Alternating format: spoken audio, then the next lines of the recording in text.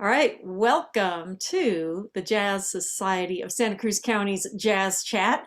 Here we are. It is January 2022, Mhm. and we are talking to Steve Wilson, who is a local jazz musician and teaches at Cabrillo College. So, we're going to talk about jazz education and whatever else comes up.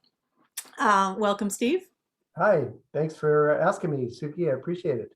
Glad you're here, and education is one of my favorite topics, so I'm looking Yeah. forward to this. Uh-huh. So, let's start by you giving us a little bit of background on you. How did you get interested in jazz, and what was your education? Well, it's interesting because I was not a jazz musician at first. I played music for many years before I became a jazz musician, and it's actually one of the things I wanted to mention is that you need to have a pretty solid background on your instrument to really be able to thrive in jazz. I grew up in Fresno, and I was lucky that I went to good schools that had good music programs. So I got to play a lot of music, and we had jazz band and stuff, but it was not real jazz to me. I was not, really improvising and that sort of thing. But I got a little introduction to that.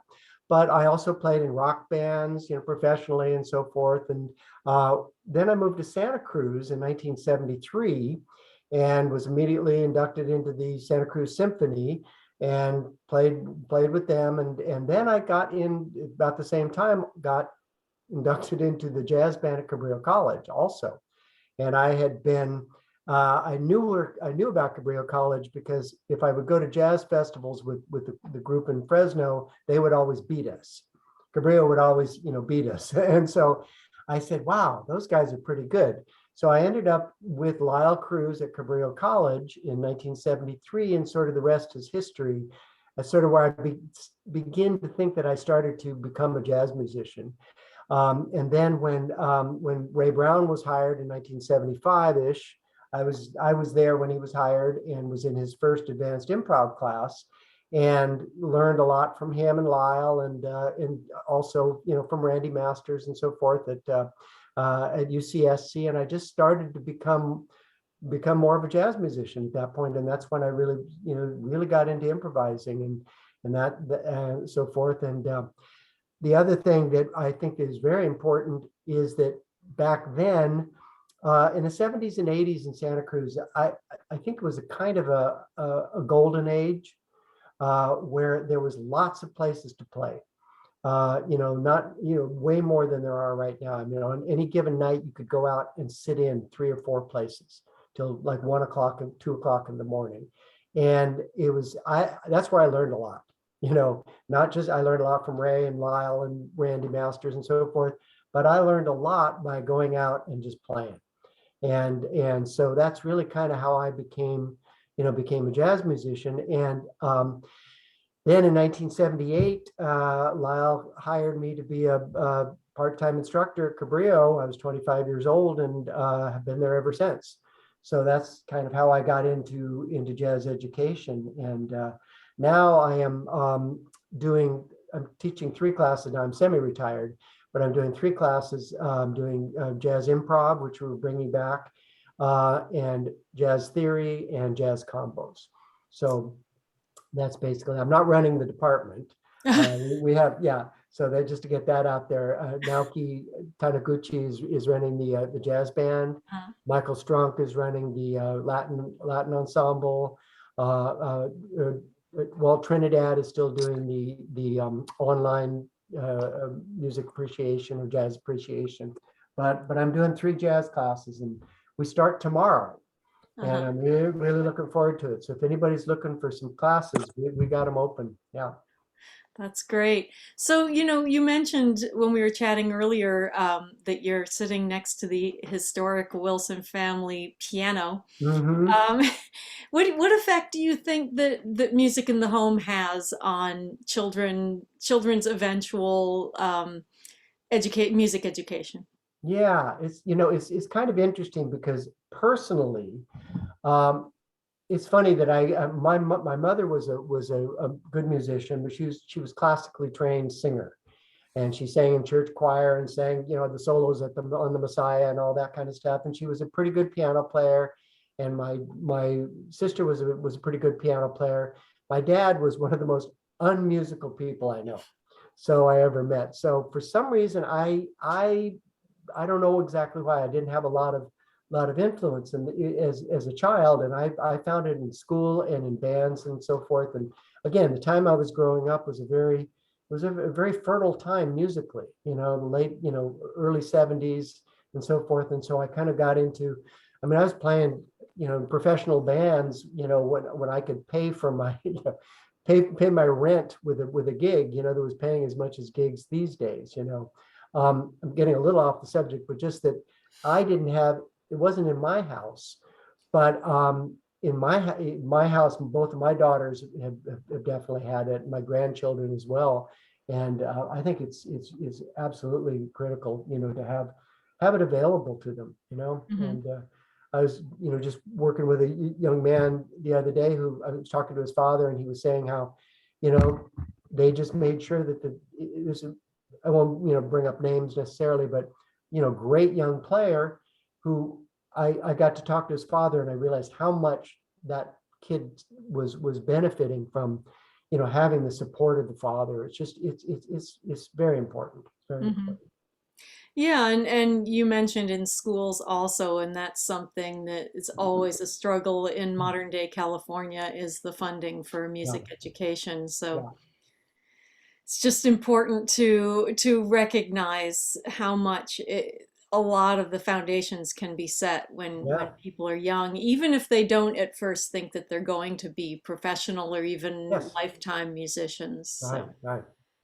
So, you know, talking about the 70s and Santa Cruz, what what are the things that you mentioned the clubbing? What do you think the importance is of balancing education on the one hand and also just experience going out there and playing even though you're not really ready to do that? Hmm. I think performance is so important. I'm one of those people that I even, like I said, I'm going to be playing or teaching the jazz improv classes. And usually that's not a class that has a concert at the end, but I think I'm going to do a concert at the end. I just feel like performance is really important. It's something to aim for. And again, I feel as though I would not have had as much um, great experience that I had if everything I'd learned had been in the classroom, even though I had great teachers. I went out, I learned from people like Frank Leal and Don McCaslin, playing with them at the Bayview Hotel, and going down to the Cooper House, or going over to the Riverside, or going to the place out in, the three other places whose names I forget off top of my head here, but you could just go out and you could just go sit in places. And here, for example, Frank Leal, the great tenor sax player who ran the Bayview Hotel, he owned the place. And I would go in there. I lived right up the street, and there was music there 5 or 6 nights a week, and there was live jazz. And I would go in there and sit in with him, and I'd be playing my horn, and he could tell that I didn't know a song. We were playing it. He could tell I'd never played it before. So what did he do? He would make me take the first solo, and then he would sit back and kind of chuckle while I figured out the changes. And Uh, that's the kind of stuff it's like pushing the kid in the swimming pool and say swim. And that's the kind of stuff that doesn't happen in school. That happens live on stage. And I'm just, I was very fortunate. I got to, perform with lots of bands and in jam sessions, as well as professional bands and so forth, that I just, I find it was absolutely critical to my education.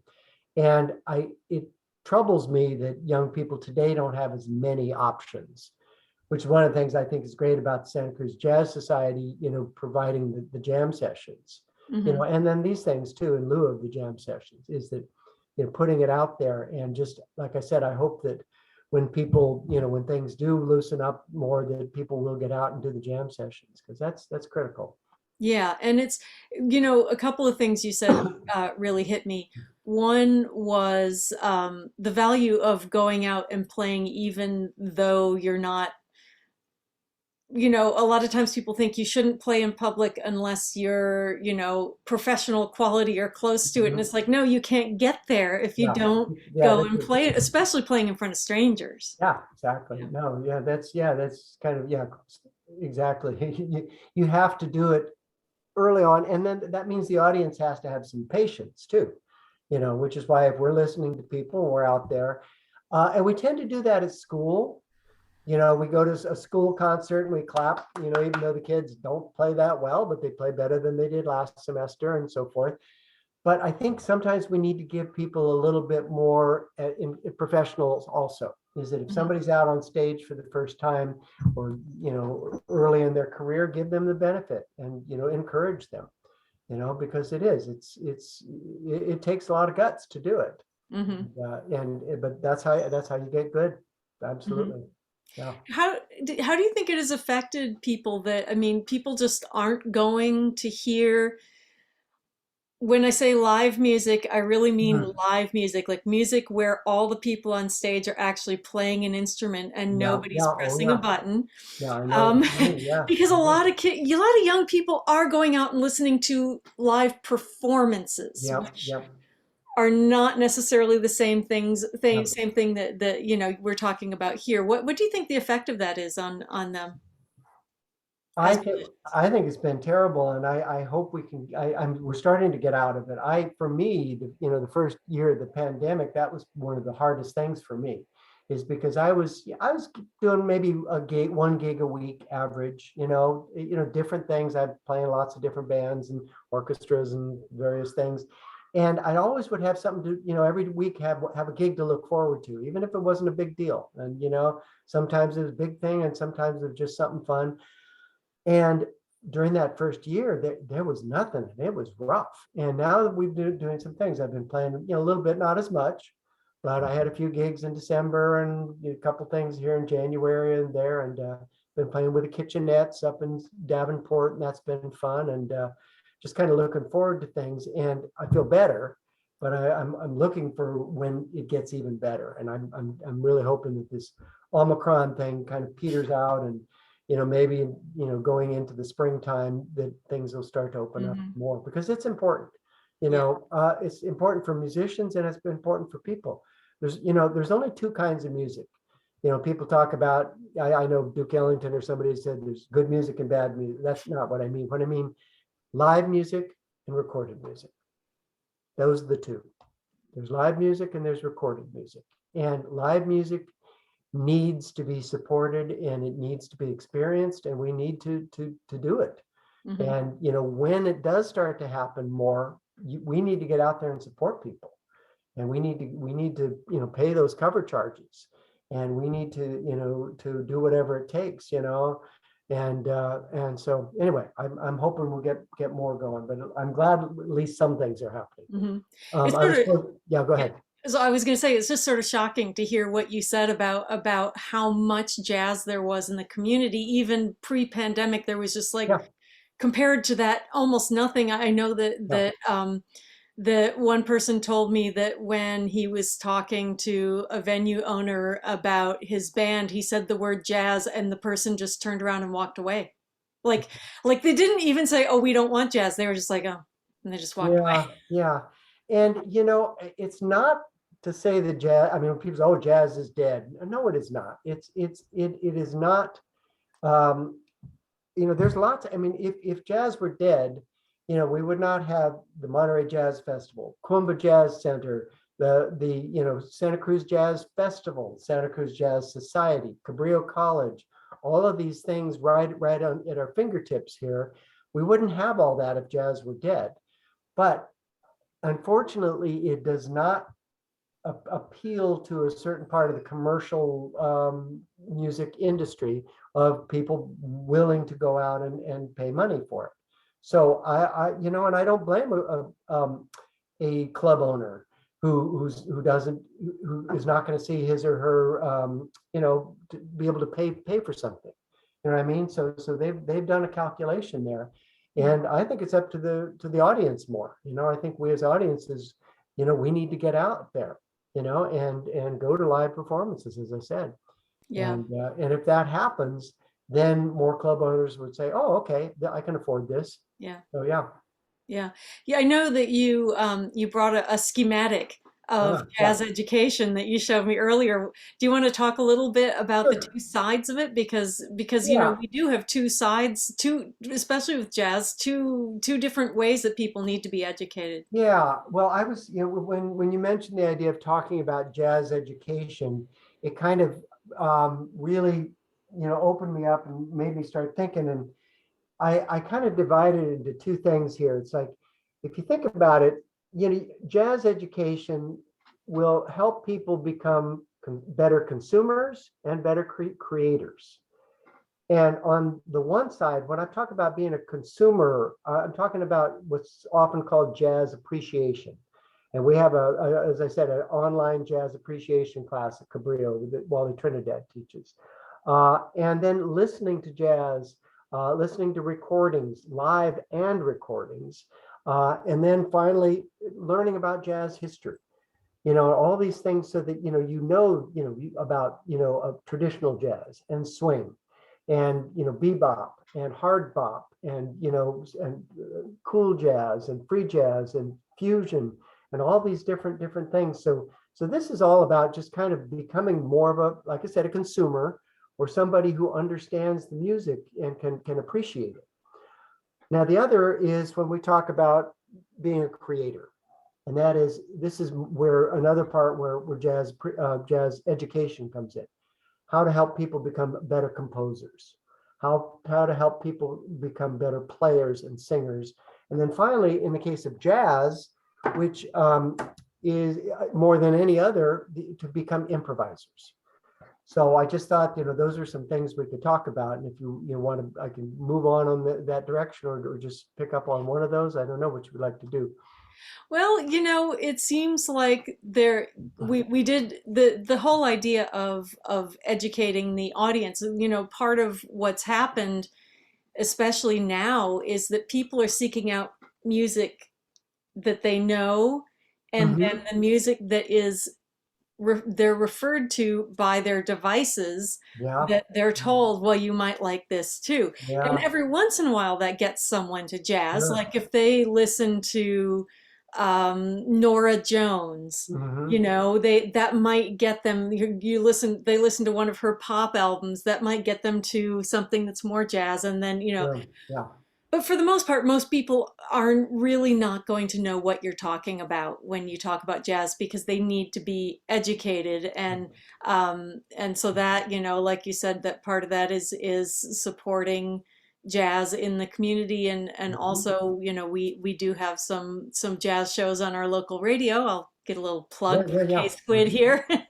K Squid Mhm. has some good jazz shows, um, and but then the other side of it. So how do we create, how are when you're thinking about a student who walks in, say you have a student who's 18 Yeah. and they played in a rock band, they Hmm. play an instrument, and they're like, hey, yeah, I sort of like Miles, or Yeah. hey, I heard this Coltrane album. What is that about? Where Yeah. how do they go from there? Because that sounds like where you started as a young Hmm. adult Hmm. to being a jazz musician. Yeah. It's interesting because I'm the director of the Columba Jazz summer camp. And so we get students in there, high school students and middle school students that are exactly in that particular thing you're talking about. And I'm amazed sometimes how some of them are really, really well educated about it. Others are not so much, and that's one of the things we do. We don't do it as much as we used to, but we used to do a whole thing. Believe it or not, I used to give out CDs to the kids at the beginning. Remember what those are? Yeah, I used to give CDs to kids at the beginning of the 2 week session, and every day we would do a thing. I went from Louis Armstrong all the way up to Steps Ahead and beyond, and so forth. And every day we would do like a decade of jazz history, and then we got to where, well, last year it was a whole different thing. Obviously, we were able to do jazz camp last year, but it was rough. But prior to that, we got to the point where what we were doing was the faculty would play every day. We would play like one decade at a time of jazz history and then talk about it. And start with 20. In fact, we'd march in on the first day playing a jazz funeral thing, and then go into Saints Go Marching In or something like that. And then we do some swing, then we do some bebop and so forth. And every day we'd like move a decade forward. And I was always amazed at these kids that, I mean, and we'd have 60 kids, maybe something like that. And that's a pretty nice, chunk of kids. And, some of them were just there because there was something to do and everything, but there were some pretty serious kids that I was impressed by. Now, how do we continue to open that up? I don't know. And it's not like I want to force feed people, but I also feel like there's a lot of people out there that are missing, don't know what they're missing, And one of the things that I hear from kids a lot is that the ones that are really into jazz are ones that have kind of, gone, they're listening to something on, that's coming out now, and all of a sudden they start to get bored with it. And then all of a sudden they'll listen to something with Art Blakey and the Jazz Messengers, and it's just like, whoa, and sometimes that's all it takes is that introduction. Mm-hmm.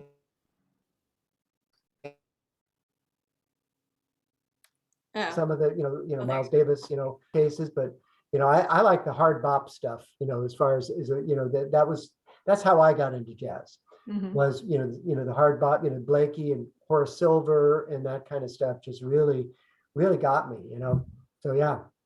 So what you've been talking about is sort of like the foundation, getting to know the repertoire, being familiar with where jazz came from and how it developed.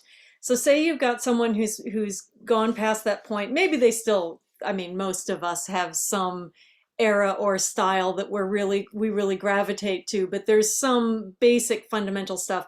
How do they then start becoming a jazz musician? Because there's the, there's a lot. If you read interviews with pop musicians, they often will say stuff that they listen to, and it's, serious jazz or classical or whatever, but they're still playing pop. So how do we, what do they need to do to become, what do you need? You're familiar with the repertoire, you understand you have the foundation of the history. What are the steps then to become a jazz musician after that? Okay, well, first of all, you have to master well, not master, but you have to get a pretty good pretty good mastery of your instrument. And that's something you do with lessons and practice. There's no, people say, is there any easier? No, there's no way around it. You really have to put in the hours.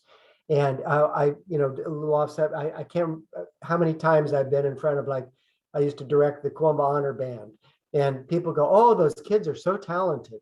Well, yes, they're talented, but they work their tails off. Though every time you hear a young player who seems to be playing, ahead of his or her game, like, wow, that, he or she's only 16. How could he or she play that well? Because they practiced. Mm-hmm. They practice like crazy, and there's no way around it. Yeah, you have to learn your instrument. That sort of American prodigy mythology drives me crazy, because you can't learn to do that with your fingers or with your mouth if you are not practicing it. That is your prodigy may be something internal about leading someone to have the will to practice like that, but it's the practice. And hours a day in focused practice, and I just can't get away from that. People have to do that. And then in terms of how you do it otherwise, as I said, at Cabrillo, we have some things we have ensembles that people can get into. And that's one of the great things, is to get into an ensemble. And again, we are live. I think we were talking about this before, but just so everybody who's here now knows, Cabrillo College starts our fall semester, spring semester tomorrow. And our performing classes will be live starting tomorrow. We've made it okay to do that. And the theory classes and the other lecture classes will be online until February 22nd.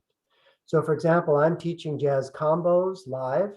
I'm teaching jazz improvisation live, and I'm teaching jazz theory online for a month, and then we'll go off there. We've also got the jazz ensemble that Naoki Taniguchi is going to be doing. Michael Strunk is doing the Latin ensembles. If you're not doing jazz, we have orchestra, we have concert band, we have strings. There's lots of programs at Cabrillo for people to get in and play. So that's one of, and the other thing is theory. I really am, I think that getting into theory, and it starts out as just theory and then eventually becomes jazz theory. So I teach a jazz theory class, and it starts out very much like my Music 6 class, which was just fundamentals, and then it branches off into jazz. But you have to learn some of the basic stuff. But I really believe that the more theory you know, it not only gives you tools, but it also inspires you. When you learn certain things about theory, it's like it will create, will cause, you to write a particular composition or pursue something in your improvisation or something. So I think that, performance classes, theory classes, practice, and then get yourself a band. It's, the idea, you can still put together, groups, and hopefully there will be more gigs at some point in the not too distant future. Mm-hmm. And if not, go into the recording studio and do something, but get together with some like-minded people and do it. That's it. That's the Yeah. thing. You say recording studio, but one of the things I think that young people have that we didn't have when we were young is incredible technology. I mean, I'll tell you, just for me, I know. Yeah. iReal Pro. iReal Pro. I mean, oh my God. Fantastic. iReal Pro is fantastic. It's unbelievable what young people have, and what if they're willing to take the time to learn the technology, which most of them are. I mean, they're not like most of us old folks who are, slower at that. They have that. They have YouTube. Yeah. I mean, when we were kids, if you wanted to hear some obscure music that your parents didn't own or your friends didn't own, you had to go buy it. Yep. Right? Exactly. You don't have to buy anything anymore. And it's good and bad. The fact that stuff is so accessible is wonderful, but it also cheapens it. And it makes it, people just people not listen as much. And it's, I think we have to watch out for that. We have to take advantage of the technology, but not let it kind of cheapen the experience. And I've seen people who've produced an album on an iPhone, and first album I played on was, Harper's Bazaar in 1976. It was recorded on 2-inch tape at Tiki Sounds in San Jose. And, it was like just, analog city, and it was expensive, and it was not accessible to anybody else. It was a professional recording, and other people didn't have that. Yeah. Today people have recording studios in their pockets, or in their bedroom, or and again, that's great, but it also kind of cheapens it a little bit if we're not careful. I think we got to watch that. Yeah. But, as far as making recordings, I mean, another thing that's interesting is the sort of growth you have as a musician when you record something. And can you talk a little bit about that? Well, first of all, I let me just say something about recording, because I have some very strong feelings about, I think recorded music is one of the two most important inventions in the history of mankind in terms of music. One of them is recording, the other one is notation, right? 1,000 or so years ago. And think about this, recording only happened a little over 100 years ago. We're talking 100 years, give or take a few. Now think about that in the terms of the entire scope of human existence. That's like a snap of the fingers, and that's a mind blower to me. That until a little over 100 years ago, people could not record something. So prehistoric music, no recordings. We don't have recordings of medieval music, Renaissance music, Baroque music, classical music, romantic music, none of these things. Now, because of the notation system, we have a pretty good idea of what a Beethoven sonata sounds like, but wouldn't it be cool if we could hear Beethoven playing a sonata? Yeah. But we can't. We Yeah. can't. But jazz, and just if I can just go off on this, is what makes jazz and jazz education kind of special is that pretty much the entire existence of jazz goes along with the history of recording. So we can listen to Louis Armstrong. We can listen to King Oliver, and we can listen to Duke Ellington, and we can listen to Count Basie, and we can listen to Pat Metheny. We can listen to Donny McCaslin, and we can listen to any of it. And that's one of the great things about jazz is that it's all during that last 100 or so years when we've recorded things. So I'm sorry, what was your original question about recording? Because I just have strong No, feelings about it's totally fine. Go it. where you will. But Yep. it's just really interesting that when you record something, two things from my perspective happen. One is it really forces you to focus in on some things that perhaps Yeah. in live music, which goes away into the ether Yep. and Yep. disappears as Yep. soon as you've done it, Yep. And the other is when you listen to yourself and listen. I don't even with my students, I don't like to use the word critical because that has a negative connotation, Yep. but listen critically, Yep. listen with intention Yep. and hear yourself and think, oh Yep. yeah, I'm doing that thing again. Maybe I need to work on Yeah. that Yeah. thing. Yeah. So do you think it's a valuable thing for students to do? Yeah. Well, I think you need to remember that there's two kinds of music, live music and recorded music. And you have to know which one you're dealing with, and you have to take the advantages of that and use them. Now, recorded music changes the nature of music and its relationship to time. Before it and with live music, it exists in the present. With recorded music, it exists past, present, and future simultaneously. And if you think about it, things that happen in a live performance there's acceptable things. If I crack a note in a live performance, I don't care. It's just part of the thing, right? And we'll go on. But if I'm in a recording studio, I got to stop. And we got to go back and fix that, because otherwise what's going to happen is some people listen to that recording, they're going to say, oh, here it comes. Here's a funny story. One of my favorite pieces of European concert music, what some people call classical, is Mahler's First Symphony. I just love it. I've played it before and I've listened to it many times. I just love the piece. And I used to have a recording of it where it was an old recording from the 50s or something. And it was a great recording, really musical, really wonderful. And in the like the fourth movement, there's a spot where the first trumpet cracks a note. Okay. Well, today they don't let that go. They fix it. But back then they let it go. And I used to listen to that piece, and I got to the point where I couldn't listen to that recording anymore. Because as much as I love it, I'd be going, oh, here it comes, here it comes, here. Oh my God, here. And I knew when this guy was going to crack that note. So what I had to do is I had to throw it away and get another recording of a different symphony, different conductor, and listen to the same piece.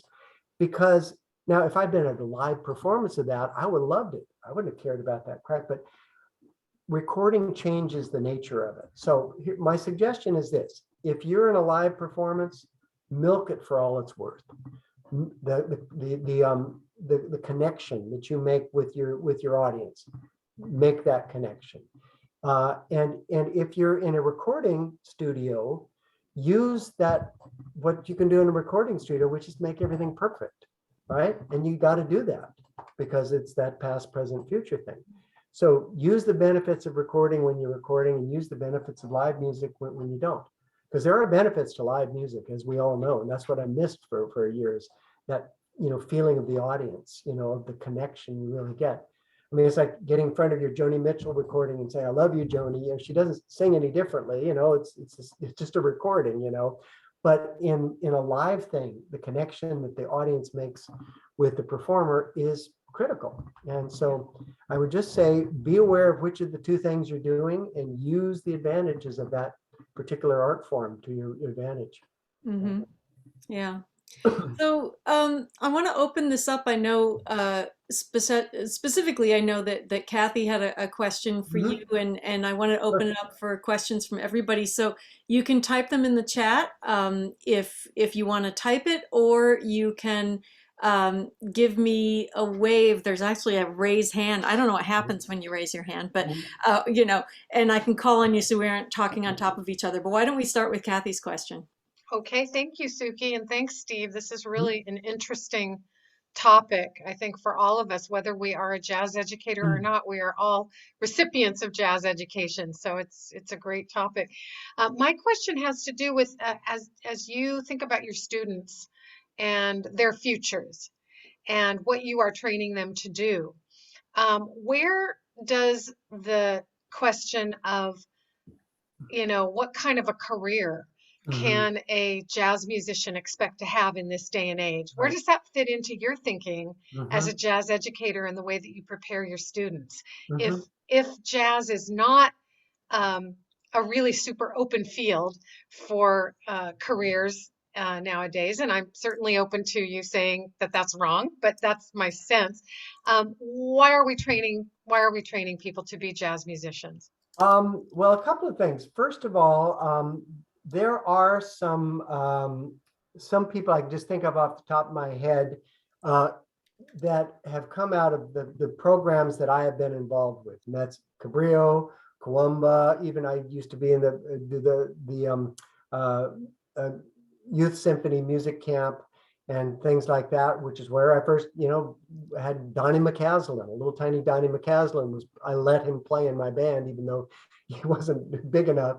And look what happened with him. And, Donnie, Remy and Pascal LeBoeuf, Aaron Caceres, Tony Bianchini, Nick Bianchini, no relation, Dylan Biaggi. These are just some names of people that have been in programs that I've taught in that have gone on and have made good careers for themselves.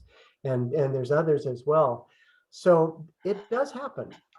It's hard. It is very hard. And in fact, if somebody asks me, were to say, should I go into to music or jazz as a career, my answer is, if you have to ask that question, then no. But you will know, that if it drives you, if that's your passion and that's your drive, then go for it. Now, on the other hand, for all of the hundreds of others who did not go on and become professional musicians, there's more to it than that. And that is, I feel that when we teach people music in general and jazz specifically, we are giving them something that they can hang on to for the rest of their lives. And they become, getting back to that thing about, consumers and creators.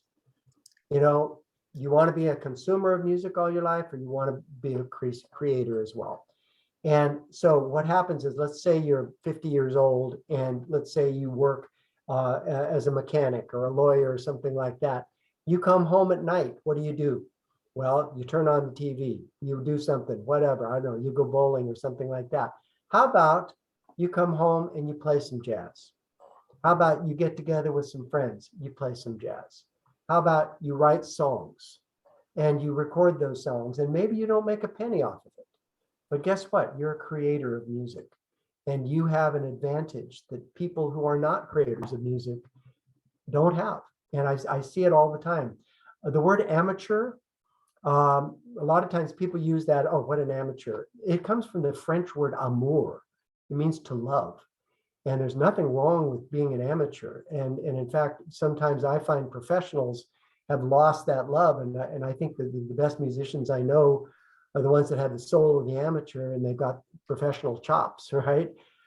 Anyway, back to my point then, we teach people music, and what we do, we give them skills that they can use in the rest of their lives, in their free time. And it's not just about professional music anyway. So Great answer. Paul has a question or a story for you. okay. You there, Paul? Oh, he has to type it all. Okay. That's right. He's got a story for you, but he's got to type it all. Anyone else have a question? Got my hand up, Susie. Oh, I couldn't, I don't know where the hand thing is. Oh, there it is. Oh, I see. The couple hands are up. Excellent. I don't teach in Zoom. I teach in Yeah. Blackboard. So I see that David Hara, for one. That's me. Hera, you have a question. Yeah, well, thank you for. I just came in.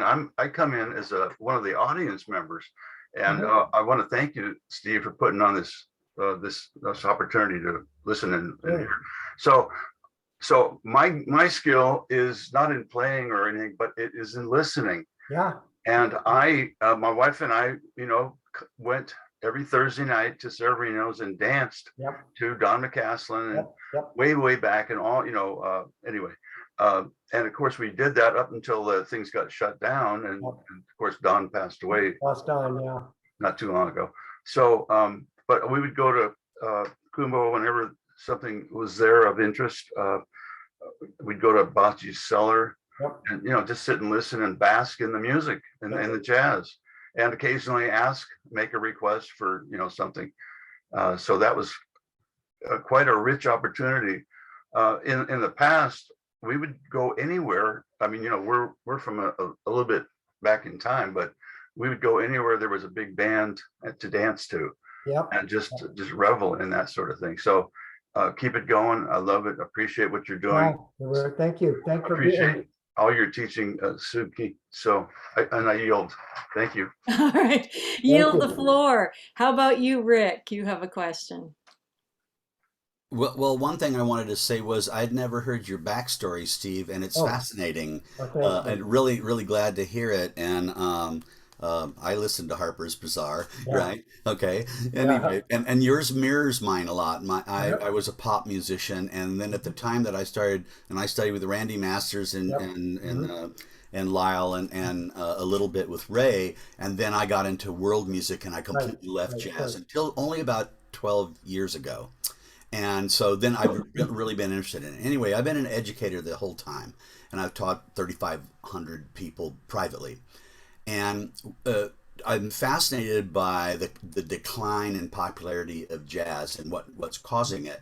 And one of my observations, and I wanted to know what you thought about it, is that it takes so much uh, time and knowledge and practice, you say 10,000 hours and everything, to be good play a hard bop tune, Mm-hmm. right? Um, and but at the same time, hard bop sort of ended around 1959, Yeah. Yeah. and there are no young people alive now who have not had hip hop in their world Yeah. continually. And when funk happened in jazz, all of a sudden jazz, Herbie Hancock was doing funk and Mm-hmm. everything. Yeah. Yeah. Yeah. We're losing you, Rick. I think I get a gist of where he's going, and I'm in total agreement that part of the problem is this: is even if you look at a jazz appreciation class today, it's going to start the early century pre-jazz, and it's going to go through to be traditional jazz, swing, bebop, hard bop, baba. It's going to get up into fusion and into this kind of thing, and it's going to end maybe at about 1980, maybe 1990 at the most, and that's 30, 40 years ago. And if you think about it, now I go to Kiwamba, on Monday nights and hear the latest thing when it's open and so forth.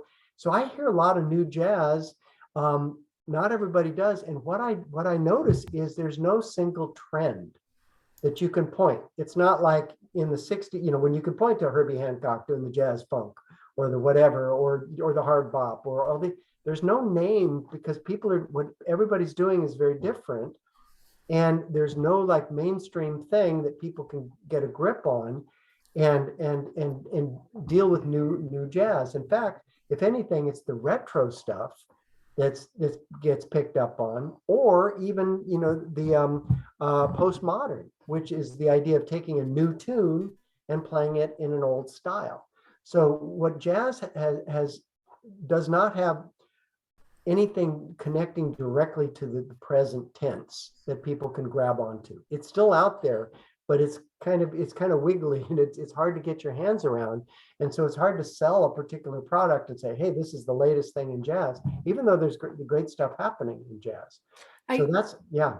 I did want to say that at the Monterey Jazz Festival last year, what I noticed was that a number of people had incorporated hip hop into what they're doing, including Herbie Hancock, who was there in all of his, how old is he? Glory, Right, and he had hip hop people doing hip hop inspired stuff woven in with what he was doing. Well, and maybe Rick can chime in on this, but I remember Ray Brown's brother, Steve, doing a clinic out at Cabrillo that I listened to, that he said something absolutely fascinating.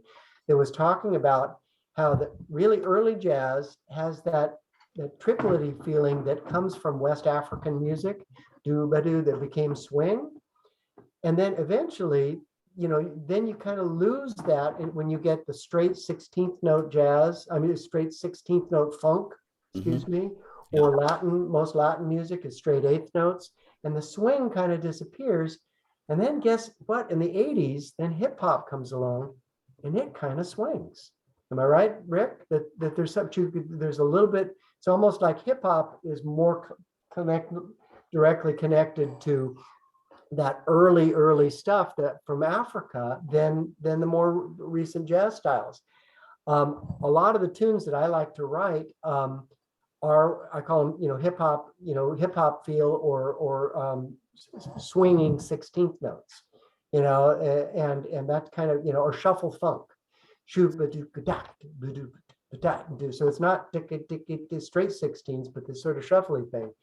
And so I think it's interesting, but it's hard to get people really, to jump in on the jazz bandwagon. I don't know what we do about that. Yeah, it's an interesting problem. We got a comment from Jeffrey and Stacy. From a drumming standpoint, the ride pattern in hip hop is the same as hard swing or shuffle. Remember, Ellington said rock and roll was the most raucous form of jazz. And I think it's just really interesting for to be open to what people are doing and see it as how much influence jazz is still having, even though it's not necessarily making money. And everything in our industry, our musical industry, seems to ride on money these days. So, but the influence is still there, and the players who are out there incorporating what's actually happening out in the world of young people into their music. I mean, to listen to Herbie Hancock, somebody of his generation and stature, he could be out there doing Herbie Hancock's greatest hits. He could just be out there. And another player, I won't say this in a negative way, another older player who was there really just did his feel-good hits, and it was great. The audience loved it. Absolutely. But, absolutely, Well, my internet connection has been bad, so I haven't been able to respond, but I just wanted to say one thing. I went to a sold-out show at the Greek Theater, thousands of people. Herbie Hancock, Robert Glasper, and Kamasi Washington, right? Not a note of swing. It's all hip hop. It's I go to Koombah, and I'll hear an entire set of new stuff and almost no swing and almost no 2/5 progressions. They're 2/5-1 progression, other styles of harmony, and yet it's still jazz. There's something about that you go, that's still jazz, because there's It's like jazz is just getting bigger and bigger and more encompassing, and this is interesting because it intersects with the conversation we had last time with Scotty Wright. For those of you who are watching this on video, you can go listen to our conversation with Scotty, where he talked about how he doesn't like it when people try to define jazz as one thing or played by one group of people. And really what we're talking about is that jazz is still there. It's just you have to open up your perception of what it is. So I wanted to ask if there's any other questions. Can I make a comment about this? Yes, go ahead, Omi. The decline in jazz listening to jazz. A thought I've had for a while is, when before the internet, when you got an album, it was an event. Like like wow, you've added a whole a collection of songs to your fixed collection of songs, and it's grown. And you would play it through. You would listen with intention, and turn the tape over once you got the end of side A, got to get side B, or the record. And then when it was done, you started all over again because it was your new album. You had to listen to it. And then in contrast to nowadays, where like totally agree with your comment about the dilution of value, because my son has access to 1 million albums on Spotify. Yeah, it's so easy. Yeah, and then I think so there's a dilution there, and I think the other issue is the songs they're listening to. Chorus 3 is exactly like chorus 1, and so they barely get to the end of a song, and I don't blame them. It's all the same. It's just just duplicate the loop or whatever. So there's no. I think we've lost. The current generation has lost the skill of kind of listening intently and listening to the details and hearing the differences between chorus 1 and chorus 2. And I don't know, all these thoughts kind of depress me because I don't know how you unwind all of that. Yeah, you can only do so much. You can't unwind it all, but you can do it yourself, and you can try to teach your son, and you can try to open up to people, and you can get out and do live music and hope people will support it. And you got to realize that there's going to be a large portion of the public that's never going to come on board, and that's okay. They don't have to be jazz lovers, but the rest of us, need to keep it alive so that we can continue to do things with it. So, yeah. Right. I mean, it's like we are definitely a fringe movement. We're like the woodworkers that use hand planes, something like that. There you go. Well, I want to thank you and Steve for this. This has just been fabulous. And Steve said, how long will we have the formal part of the interview? And that was, I said, a half an hour. And here we are, almost an hour. And we could keep going. We can keep going. I'm not cutting it off, but I want to read in Paul's little story to end, and then we can just open it up to free discussion. Paul says, after not playing for 12.5 years, I got motivated to start playing again. I started drums in school in 1958. Anyway, I contacted Mr. Lights, Danny's father, spelling, the music teacher at SoCal High in 1988. It was a long haul dryer for Scarborough Lumber at the time, so raising a family, etc., in Ben Lomond, to start relearning reading. Anyway, I auditioned with you, Steve, as did several other drummers. You took me in, and took in me and another guy. You took me aside and said, I like the way you play better, but the other guy reads better. We both got in. I was a horrible reader. I still tell that story sometimes. So the influence that an educator can have on someone's life, and I want to point out that wasn't just a young person, that all of us, so many of us, the people who come to the jams and the Jazz Society, the people who sign up, we're not necessarily spring chickens, but I do know, Kathy's laughing, I do know of one person who went for her first class at Cabrillo in jazz and became a gigging musician in her 50s. Nice. So, who's that? What's that? Who's that? Oh, when people ask me somebody's name, I blank. She moved out, bass player, bass lady was her website, and now she lives in Maine. I can tell you everything about her. That's fine. Don't worry about it. Anyway, it's education is about developing ourselves, and we should never stop doing that. And I want to thank you for educating our community and whoever walks in the door at Cabrillo. I put a link to the classes, and I'm just going to open it up to free discussion now. So thank you.